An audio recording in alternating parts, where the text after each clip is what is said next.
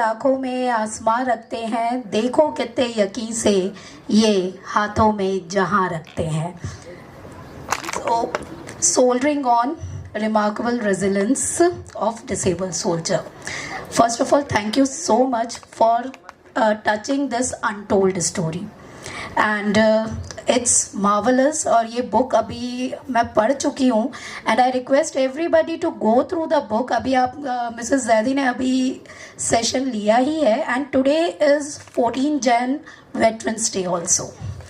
So what a great day to discuss about our soldiers.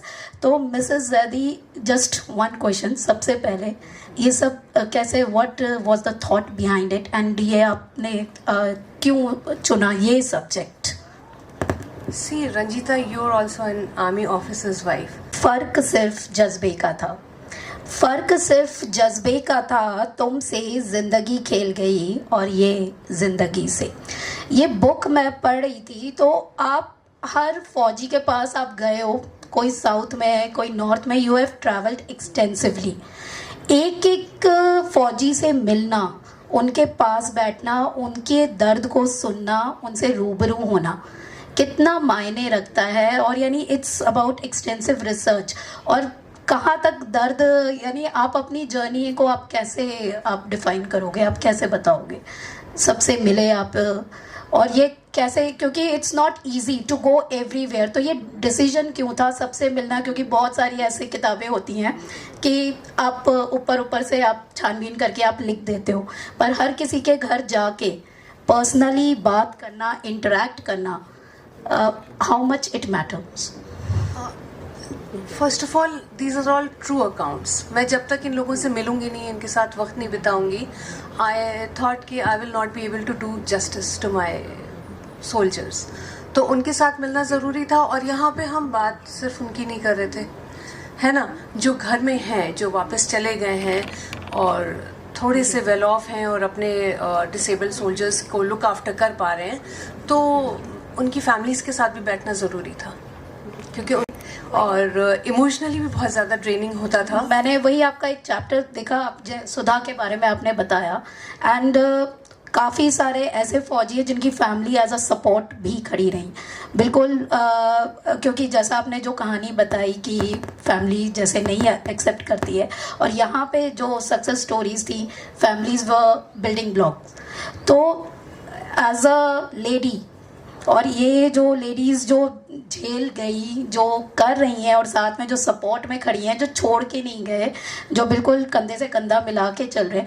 तो आपने अपने incidents भी लिखे हैं कि वो बहुत प्यार से उन्होंने बात भी करी, और उन्होंने, किसी ने क्रिब नहीं किया, किसी ने कंप्लेन नहीं की, एवरीबडी वॉज हैप्पी.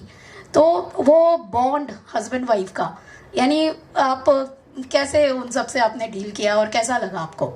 तुमने सुधा की बात की, तो सुधा के बारे में मैं ये बताऊं, उसने she married when she was in class 10th. उसके बाद उसने अपनी स्टडीज़ भी कंप्लीट की. वही मैं बोलना चाह रही हूँ कि आपने वॉर विडो पे भी लिखा, तब भी एक साहसी नारी शक्ति का आपने परिचय दिया था. और अभी भी जब मैं इन सारी कहानियों को पढ़ रही थी, तो women have been always the, बोलते ना, बैकबोन. तुमने जिस दर्द को महसूस किया, वो जिंदगी का छोटा सा कतरा है. ख्वाहिशों को पंख लगाकर उड़ जाओ कि आने वाले हर गम को तुमसे खतरा है. अभी आपने पैरालंपिक के बारे में बताया, उसके बाद आप भी फौज से हो, मैं भी फौज से हूँ. And we know our army and every defence and government, everybody is working for these soldiers. You went to Pune and आप स्पाइनल कॉर्ड इंजरी सेंटर में भी गए हो, Indian army artificial limb centre में भी गए हो, और पैराप्लेजिक रिहैब सेंटर में भी गए हो. तो people are working rigorously to bring them back to mainstream. तो कैसा आपका वो एक्सपीरियंस रहा, और इन लोगों से आप मिले, क्योंकि सब जगह बहुत पॉजिटिव थी वाइब्स अपने अंग खोने के बाद भी इतनी खूबसूरती से चीज़ों को एक्सेप्ट करना और दूसरों को मोटिवेट करना, तो ये क्या काम करते हैं ये तीनों सेंटर्स। और जो हमारे पैरालंपिक्स हैं उनकी खुशी, उनके पिक्स अभी आपने शेयर किए, तो वो मेडल, वो उनको एक नया मिल गया, कोई गोल मिलना, तो ये सब कैसे वो limb centre and how it works, you met with the doctors and all that, तो what is the environment over there? See Ranjita, environment there is very good, ठीक है, क्योंकि सारे एक से हैं, किसी ना कोई ना कोई बॉडी पार्ट खोया हुआ है ना, सब डिसेबल्ड है, लेकिन उस बाउंड्री से अगर आप बाहर निकले तो एनवायरनमेंट बहुत ख़तरनाक है। बेटी जो आई है वो इन लाइन ऑफ ड्यूटी देश की सेवा में आई है। वो लोग बहादुर रणबांकुर थे, सोल्जर्स थे, और देश के लिए उन्होंने अपने को समर्पित किया है। नेमत खुदा ने बख्शी चरागों सी इन्हें, नेमत खुदा ने बख्शी चरागों सी इन्हें, जलाकर खुद को इन्होंने खुशियाँ बांटी हैं। जब आप इन फौजियों के बारे में बता रही थी, बुक में कई फौजियों का जिक्र है जो समाज की उपेक्षा का शिकार होते हैं। जिन लोगों के लिए लाइन ऑफ ड्यूटी में इन लोगों ने अपने अंग गंवाए हैं, उस समाज का तंज उन्हें ज़्यादा कष्ट देता है कि कमेंट्स हो गए। उसके बाद जैसा आपने गांव की बात करी थी, 26 जनवरी 15 अगस्त को हिंदुस्तान की हर गली में रंग बिरंगा तिरंगा फहराते हैं, बहुत देशभक्ति के गीतों से गूंजती है सारी गलियां। तो इन सिपाहियों को, इन सोल्जर्स को कहीं ना कहीं भुला दिया जाता है। As a society what are our responsibilities, और एक समाज की तरह हमें कैसे अपना नज़रिया बदलना है ताकि ये कंफर्टेबल रहे? ये बहुत प्यारा क्वेश्चन तुमने उठाया रंजीता, क्योंकि हमने अभी एक फोटोग्राफ देखी थी नायक दीपचंद प्रख्यात की, जिनका मैंने कहा था हम फ़ोन पे भी बात करेंगे तो पता नहीं चलेगा। उनके साथ क्या हुआ था, वो कारगिल वॉर में गए, थोड़ा बहुत इंजरीज आई, ठीक ठाक वापस आ गए।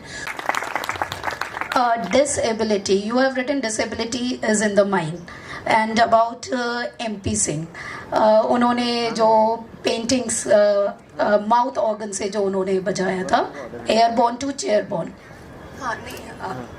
he wrote that, and painter जिन्होंने माउथ पेंटिंग करी हुई है। मृदुल घोष। तो जब एक जैसे हम लोग एज अ सोसाइटी, समाज, छोटी सी बात पे स्ट्रेस्ड हो जाते हैं और उसका तिल का तार बनाने में टाइम नहीं लगता, और यहाँ पे हाथ पैर ना होने पे भी आप कैसे अपने, उन्होंने सीखा जो पेंटिंग का आपने बताया, 6 महीना he did the course also, he took interest, अपने को वापस बैक टू लाइफ लाना।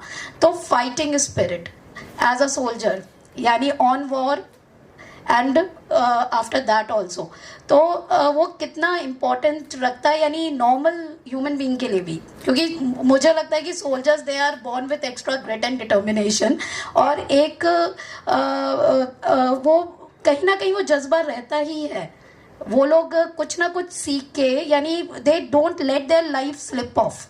तो वो क्या, आपने पेंटिंग्स भी देखी हैं, आपने उनसे बात भी की, और उसके बाद वो शायद फॉरेन भी गए थे, तो उनकी खुशी, एंड देन पैरालंपिक के जो हमारे विनर्स हैं, तो कैसे उन्होंने अडेप्ट किया, कैसे उन्होंने चेंज किया कि अब ये नहीं तो ये करके, यानी व्हाट इज द पॉजिटिविटी, यानी मंत्रा?